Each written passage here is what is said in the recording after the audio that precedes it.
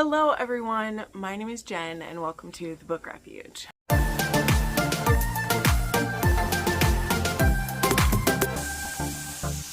Hello everybody, so it is the last day of October, Halloween, All Hallows Eve, whatever it is. I haven't filmed in a while because I did pre-film quite a ways ahead before I was gone last weekend, so it's always a little weird sitting down to film again and I feel a little bit like off kilter. But we're gonna start my filming day with some dark romance recs. Now we do have an oddly specific dark romance rec, and it's one of those where I don't have a ton of recs for it because it's being oddly specific, but it is something that I really enjoy reading, but I wasn't able to find a lot of them that were exactly this, right? So hopefully the person who'd asked for this, you'll appreciate some of the books I found that are around it, kind of, but sometimes that's what I have to do when it is oddly specific. I got to stretch and reach and get a bit creative. So I have about 8 recs that'll go within that. I'll explain more in a second. And then I have 2 that I haven't read them, but they came up as having this inside. So when I get to the ones that I haven't read, always remember, I can't 1000% guarantee that they're actually what Goodreads person said they were, because when I have to go off other people's word, you never know. So, as you maybe can tell by the title, this one's supposed to be He Killed Her Husband to Have Her. So, I wasn't able to find too many of those. I think I actually only found 4 that have that. And then the others are some variation. So 2 of them are fiance, 2 of them, or no, I guess I do have 5 where it's husband, but there you go. And then a couple are fiance, and then 1 is girlfriend or girlfriend. But they all involve some version of the significant other dying so that the hero can have her. So that's why this is dark romance, because it's all very morally gray and or dark to make it happen. So let's go ahead and dive into these, and we'll start with some that are what inspired this video, and I'm pretty sure what inspired the person to request this video, because it's what got me excited about it as well. So I'm going to start with the Sovereign Mountain series because this happens. Now, I had someone who, when I was talking about this, someone said this was a spoiler, but these type of videos, often the trope is a spoiler, so just be known for all of these I'm sharing with you, these are the spoilers to the books. But we start off with Sovereign, which was a 6-star read for me and one of my favorite books of the year, of course, is what that means. I read this last month and I was immediately sucked into it. Now, this one is one where the killing of the husband, definitely people were confused by that it was him, but to me it was super obvious. So also that's why I kind of just was talking with someone about it and I was like, this is what's gonna happen. And they're like, is that a spoiler? And I'm like, I mean, technically, but it happens in the first 50 pages of the book. But anyway, so Sovereign, if you haven't heard yet about this. So this is about Gerard Sovereign, and he is the owner and kind of co-owner too, but the owner of Sovereign Mountain Ranch. And he is basically a millionaire rancher out there. He owns most of the land in the area. And we have our heroine, Kira, who is currently a young wife.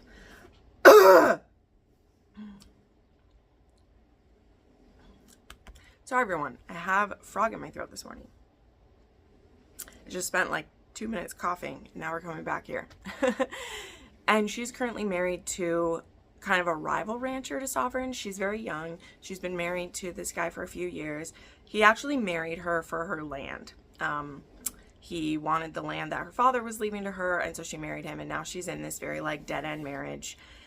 He doesn't technically physically abuse her, but he also doesn't really treat her that well. He's very rude to her. It's very clear she's only there for one purpose to him, and that's to be his little wife, be fucked when he wants to fuck her, and just keep her mouth shut and all these things. And one day Gerard comes to her home to do business with her husband, and he brings her into the husband brings her into his office to kind of show her off a little bit and, I don't know, try to prove his dominance over Sovereign, which is honestly a joke. And Gerard very much like assesses this situation correctly, and there is even kind of a moment where he asks to use the restroom, and she's going to bring him to the restroom. The husband's like, show him where it is, bitch, blah, blah, blah. And he doesn't have to go to the bathroom. Instead, he corners her in the kitchen and asks her if she's happy. And she is like, why is this guy prying into my life? And he also asks her, is your husband a mad dog? And this is why, to me, this is immediately clear what's going to happen. Kira, she's a bit more naive. She's a bit more broken down by life. It's very clear she's very fearful of him, even though, I mean, he's an intimidating presence, but he's not, like, threatening to hurt her or anything, and she's very, like, afraid of that. And so he knows, and they have this interaction. He leaves. The next day, he has a roundup or whatever that he's going on with her husband, and her husband doesn't come back. He supposedly fell on the trail and got trampled by the cattle, and he's dead, right? And again, to me, this is super clear that Sovereign made it happen because of him asking, is your husband a mad dog? As in, does he need to be put down like a mad dog? Now, there's also, you know, other reasons Sovereign wants this man dead, as you'll find out through the story. There's a lot of animosity between this family and Sovereign, and also with Weston, which we'll get to later. So yeah, there's all that. And now she is a widow, and all of this man's stuff was left to her over her two brothers-in-law, which they find that extremely suspicious, that this little bitch of a wife that their brother was only using for her land, that he would leave it all to her. So very suspicious to them. But she's seeing this as finally being free, because first she was with her father. Now she loved her father, but he was also a burden. He was very sick. She was taking care of him. And then she was married off to this man. And now she's been his plaything and his trophy wife. And now she's free. And so Sovereign lets her kind of live in that freedom for a little while. And then 6 months or so after her husband's dead, he sends over a letter inviting her to, like, tea, basically, or dinner or something. And he explains to her that, well, you may think you now own all your husband's wealth. He was actually in debt to the bank, and I own the bank. And so you're in debt to me. And you need to be able to make these mortgage payments or you're going to lose everything. And he lays it all out. And now she's like, what felt like her freedom is now, she's like, oh my God, what do I do? And so good old Gerard offers her a deal that he will forgive her debts if for 1 year she would be his submissive. So now we enter that this is an erotic BDSM romance, and I loved it. It is an erotic romance, which means there is, once we hit a certain point, there is pretty much sex in every chapter of this book, okay? It is an erotic romance. Their relationship starts out, for Sovereign, completely lust-based. For Kira, it's I need protection and I am attracted to this man, so what else am I going to do? I'll use my body. But the relationship that grows, I found absolutely stunning.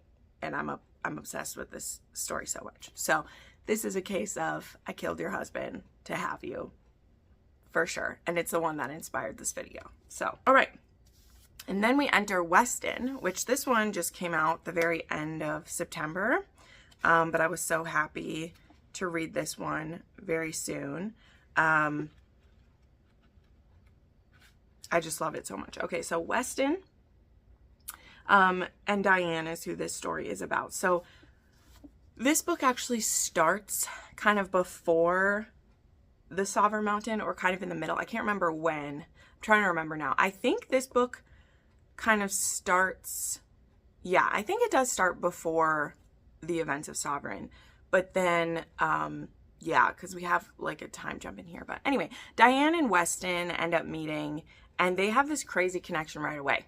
She's on one of the neighboring farms, as is the case in a lot of ways, and it's her and her brother in this case. So her brother and her own this land that was left by their grandma, and he is actually in cahoots with Garrison is the name of the enemy in Sovereign, and so her brother is in league with the Garrisons. They also hate the Sovereign ranch and all that, and her brother is really trying to like use her for things like she takes care of the ranch, and also he wants to use her as like a pawn with the Garrison brothers, because there's 3 Garrison brothers, right? I mentioned that Kira has 2 brothers-in-law left after her husband is killed.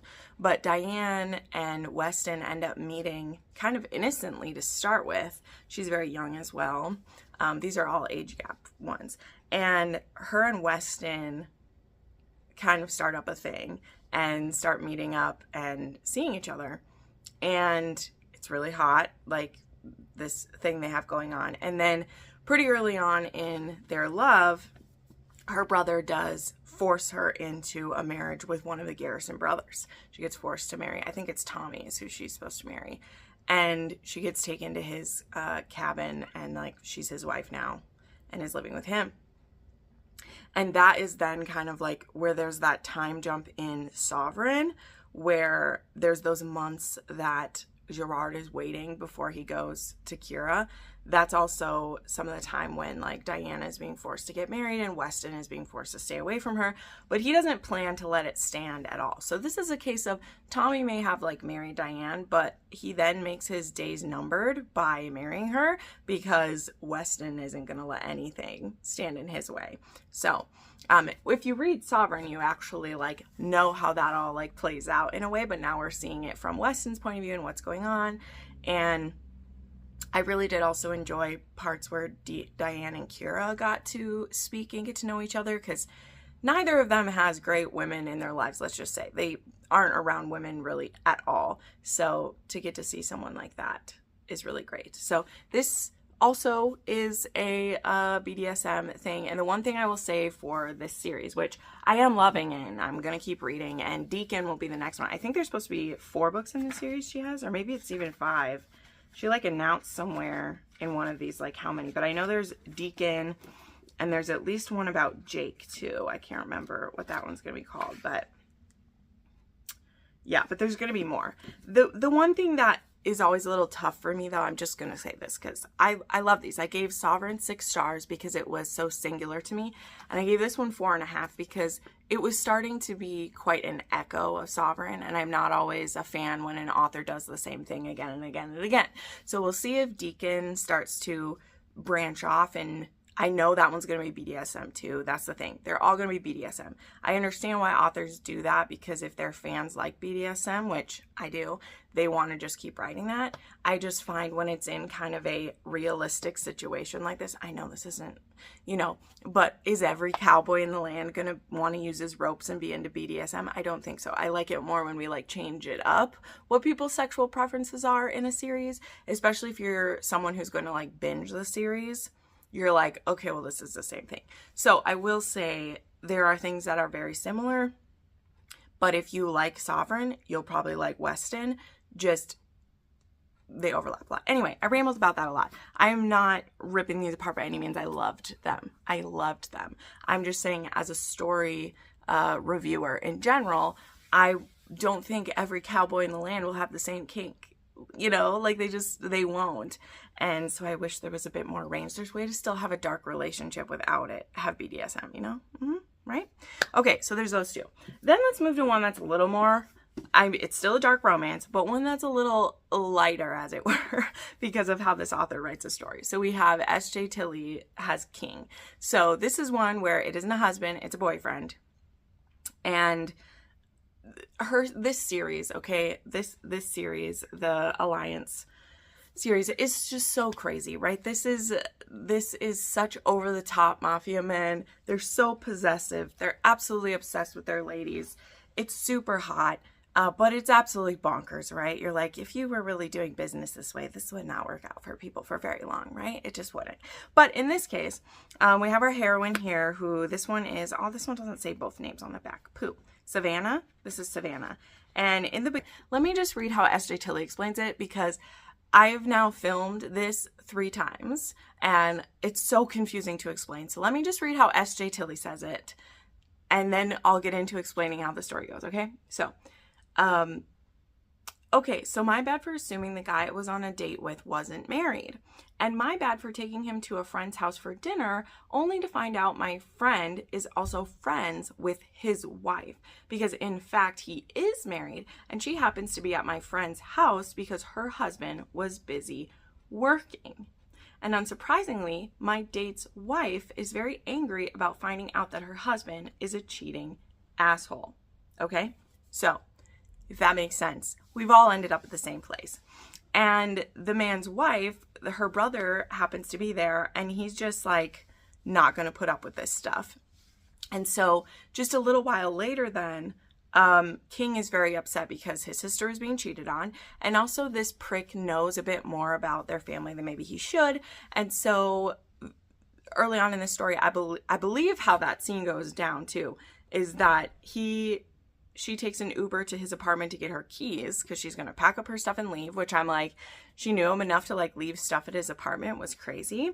And then her date gets murdered in front of her. So this one was just a boyfriend / like kind of a date thing. And King has shown up to clean up because this dude cheated on the wrong lady. He should have known better. Like, honestly, what an idiot. So now Savannah has seen something that she shouldn't. And so King is going to take her. So now she's being kidnapped by him. And instead of like off her, he's going to force her to marry him instead. Because that way he doesn't have to kill her. And so what if he thinks she's gorgeous and wants to keep her for himself as well? So anyway, sorry that was so confusing to get out. I filmed that like 3 times. And then I was like, let me just read the back. Because I knew what I was trying to say. But it's one of those things where it's like, it's so confusing and over the top. But what I love about S.J. Tilly is if you want to read a mafia that has, I believe, all the women are plus size. I'm pretty sure that's how she writes it. All her women are plus size. The men are always immediately obsessed, insta-lust. They are over the top for this woman right away, willing to go to crazy things. Like literally a guy touch you, I'll shoot him in the face type of thing, which isn't always my taste because sometimes I'm like, you can be possessive, but let a woman talk to another man, right? I'm not always be that possessive, but sometimes it's really hot. And she also does this thing where like the type of revenge that she gets for women in her books are when just honestly really petty little things that happen to women that these men in the alliance take very seriously and will not put up with anyone disrespecting them. And I love to see it. I love to see it. So yeah, that's one. He kills her date and literally takes her for himself. So I'm here for that. Okay, now we have a couple that are fiance again. Let's do those. And then, yeah, we'll get to some more. So there is The Sweetest Oblivion by Daniel Laurie. Now, it's been a long time since I read this one. But this one is a bit of a confusing one, okay? Because I believe the hero in this one is supposed to marry her sister, and she's supposed to marry someone else. And she's always kind of thought that he hated her, but they've had this really like interesting, complex relationship. And then when something, I just remember a scene so clearly in here where he like burns down a building for her type of thing. But anyway, he decides he doesn't like the man that she's supposed to marry. And he also doesn't really care for her sister either. But our family still needs the alliance. So how about I get rid of the guy you're supposed to marry and then I marry you. And we'll just do it that way. So that's what ends up happening in The Sweetest Oblivion, to my recollection. I won't lie and say it hasn't been quite a few years since I've read that one. Maybe I need to revisit those books. Okay, then we have one that I totally forgot this. This is one where Goodreads popped it up, and I have read it before. But, again, not completely 100% sure where this one played out, but I wanted to bring it up because I don't get to bring up this book enough. So here's The Duke with the Dragon Tattoo by Kerrigan Byrne. And as Kerrigan Byrne likes to do, she's going to rake you across the coals before you get an HEA, but you will get one. But this one was Lorelai and the Rook, who is kind of like a Robin Hood pirate type of guy. But anyway, Lorelai, when she was very young, there was this boy that she fell in love with and wanted to be with, and he disappeared. And She had wanted to be with him her whole life, and now he's gone. She thinks he left her or that he died or whatever. He just disappeared. And now it's 20 years later, and she's in her like mid to late 30s, I think, because they were in love when they were teenagers. And her father or brother, whoever, is going to, her cruel brother, is going to marry her off to this old fuddy-duddy, lecherous man type of thing. And the rook strolls in, kidnaps her from this, and it forces her to marry him instead. And I believe he kills the fiance in front of her too. That's why it's like in here. So this is one where, if you can't guess, the rook, aka, is also this boy that she loved when she was young. And we'll find out all the horrible things that happened to him that led to this, as well as what like brought them back together again and what kind of man he is now. And Kerrigan Byrne does such a great job of making these very like vicious men. She has lots of men that are like rulers of the underworld, assassins. Like this whole series, Victorian Rebels, has some crazy stuff in it, but the men are so protective of their women that they might act like they're going to do something bad. Like that's the thing. They're within this series as a whole, there's a lot of like, it might seem like a coercive situation, but at the end of the day, that man wouldn't actually step over that line if the woman didn't give him the go-ahead, if that makes sense. It's just true, okay? It's just true. It's how it happens. But there's just something that I love about that at the same time. So anyway, there's one for you. A bit of a throwback there. Okay, now we have one where this one's kind of interesting because I feel like the heroine does a lot to try to help herself in a certain way, but I do believe at the end that it is kind of a joint thing where they kill off the husband, if I remember correctly. But I wanted to share, I have a beautiful copy of When She Unravels by Gabrielle Sands. So this one is about, I think Valentina is her name. It's been a hot minute, I think. Yeah, Valentina. And in the beginning of this story, she is married to this absolute psychopath. He's actually like a killer for her father's organization, right? Part of the mafia situation. And her husband is like the torturer for the mafia. And one of the things he's been making her do is torture with him. He's been forcing her to do that, or else he's been threatening her. I think she has 2 younger sisters. She has at least 1 younger sister. She doesn't care for her parents really, but she cares for her sisters. And so this vile husband of hers is forcing her to do awful things. And she's done it because they've mostly all been men who were needed to be punished by the mob. And though she doesn't want to be a part of it, she is able to compartmentalize a little bit of like, they would be being tortured anyway, whatever. Until one day when he brings back a person to torture, and it is a young woman. It's a young woman who's terrified. She's been kidnapped, and Valentina is like, this is the bridge too far. And so she actually turns on her husband, and I think she shoots him. I can't remember if she stabs him or shoots him, but she goes at him, okay? And she rescues this girl, and they take some money, and she helps the girl get a plane ticket, and then she gets a plane ticket, and she gets out of town. She's like, I know I have to disappear. They're going to blame me for this. I killed this man. Like, what the hell? But, you know, I did put this in the category of he kills her husband to have her. So I'm not saying she was completely successful in that, but she does get away, and she finds herself in a different country where she's trying to make her way. She had taken money with her. She ends up losing the money, so she needs to get a job, and she ends up getting a job for this man in Ibiza. She's in Ibiza. She ends up getting a job for this man named Damiano, who is a part of, I think, Cosa Nostra is what's going on there. But either way, he's part of a criminal organization as well. But the way that she gets involved with him is that she becomes a cleaner at his club. So she's literally like a maid there. And he gets an eye on her, and he's very attracted to her. So it's just funny too, because she's from this very protected world, but she wasn't being protected, right? And now she's went all the way to this other place to live, is working as a maid, and she not only is in the clutches of another like mafia, which is going to be very sticky when it comes out who she is, because her working as a maid for his organization, even though for her it's literally for survival. She's not being a maid because she, wants to. It's because she needs to eat now, and this is where she was hired. That's going to be very sticky later on. But anyway, there's people looking for her, and one of them is going to be her very pissed off husband, who she didn't quite stick around to see if she finished the job or not. So that one was a bit confusing to explain, but without going into every tiny detail, like, it does fit this one. I'll just say that. It does fit this oddly specific trope if we get there. So a couple others that I have read, and then we'll get to the ones I haven't. Okay, so there is Hitched by Biel.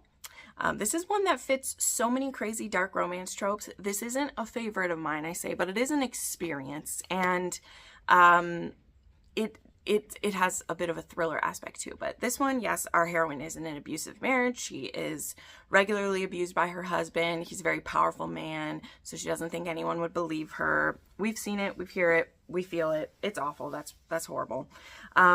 But she comes across a hitchhiker on a rainy night who, he's not far from a prison that he's escaped from. And the woman must be feeling suicidal because she picks him up. And now that she's picked him up, she ain't getting rid of him.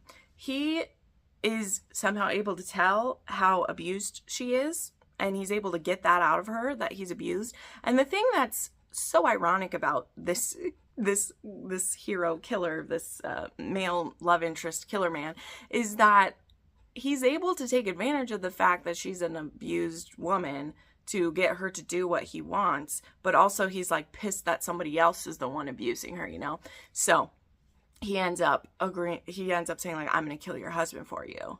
And we see that happen very quickly. And as I say when I talk about this book, I personally believe that Biel should have left this as like a novella that was him picking her up and then seeing, and killing her husband for her, and then like it's over. But no, she continues on, and now they are on the run together.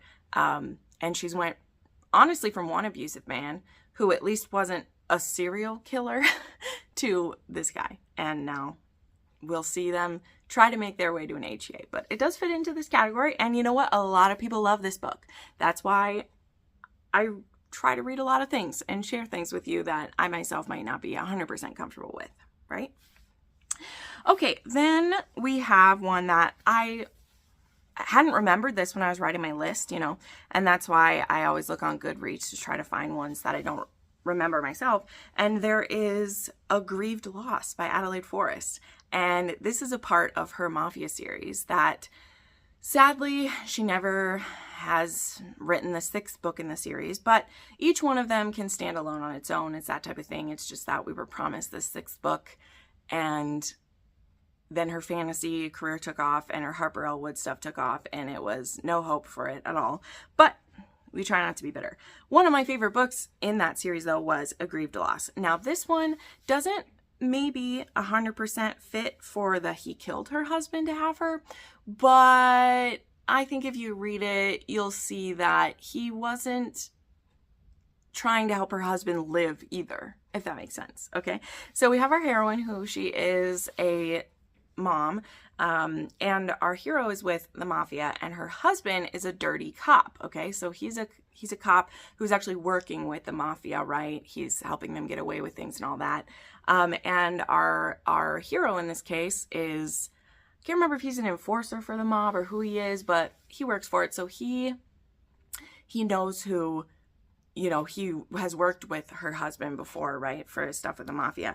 And in some of his like surveillance on this cop, right, because he's making sure he's not going to betray them, he gets a look at this guy's wife. And at the time, they only have one kid, and he is like, I want this woman.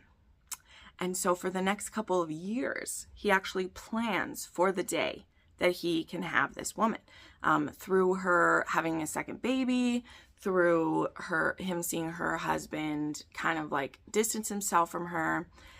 Again, he may not pull the trigger on her husband's death, but this book pretty much begins with her husband has died.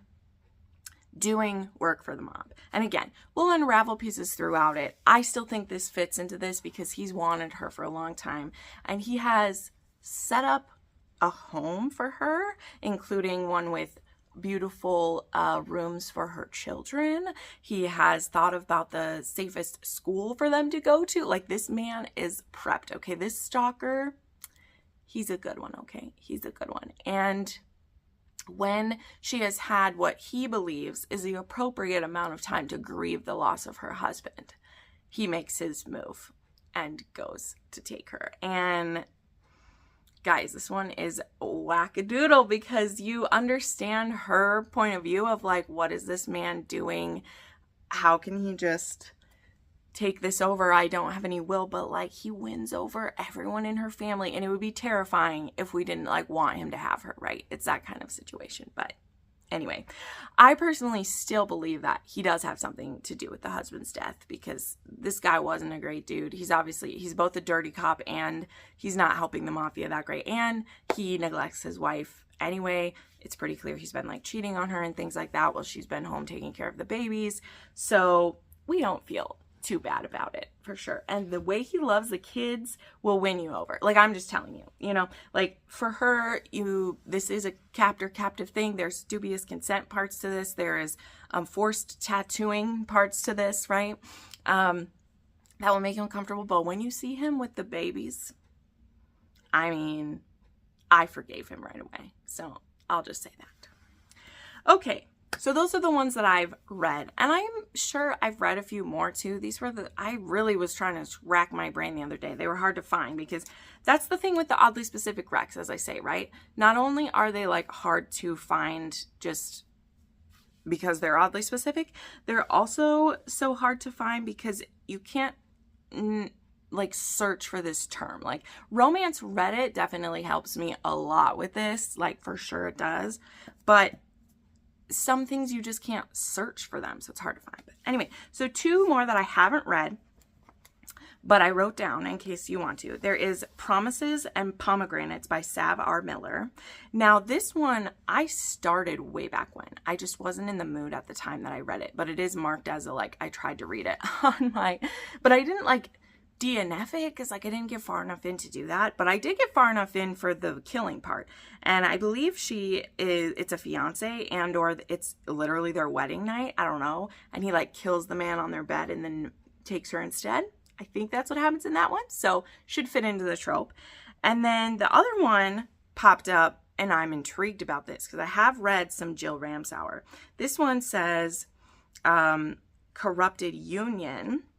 And this one says it's a boyfriend that she currently has a boyfriend, and he goes about removing that guy as competition to have her. That's what that one said in the blurb. So don't know if that's true or false, but that's what I got. So, okay, so those are the ones I have for this, where he killed her husband to have her, or her boyfriend or her fiance to have her.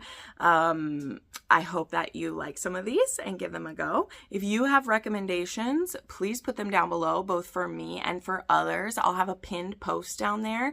So if you have a rec, please add it to that, because what I like to do with these videos is not only are they my recommendations for people, but I like to collectively put everyone's brain power together so that we can have recs for many years to come. Because that's the thing with these videos, is that some of my videos from 3 years ago, people will decide, I want to read a daddy kink, and they can go to my taboo list, and there's not only all the books that I read at the time, but there's books that people have been adding to it for years. So please, if you know one that does that, add it to the pin post down there, and we'll share it with everybody. But thank you so much for watching this. Thank you to my patrons and my channel members who support me here. If you want other ways to support me, I do have an Etsy shop. Actually, the day you're seeing this, if you're watching this on the 31st, there's currently 30% off in my Etsy shop through the end of the day. That's the best sale that I do there, so check it out.